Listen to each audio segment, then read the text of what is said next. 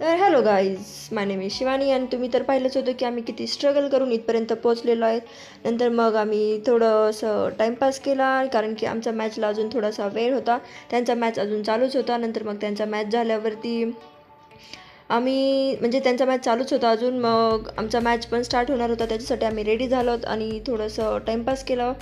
नंतर मग त्यांचा मॅच संपल्यावरती जे केशरी कलरचे होते ते हरले होते आणि जे दुसरे कलरचे होते ब्लू कलरचे ते जिंकले होते आणि ते खूप जास्त घाण प्रकारे चिडवत होते. आम्ही फर्स्ट टाईम आलेलो आहेत त्याच्यामुळे आमच्यात पण जरा हालत बेकार आहे.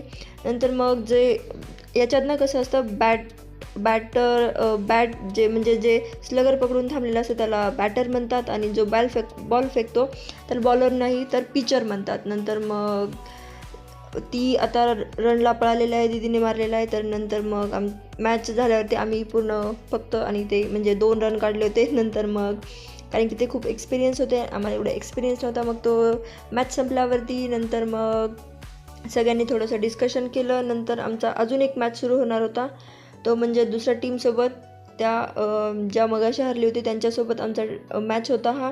नंतर मग सगळ्यांनी मिळून त्यांच्यासोबत अगोदर हँडशेक केले लाईनअप होऊन. नंतर मग ते रेडी झालेले आहेत.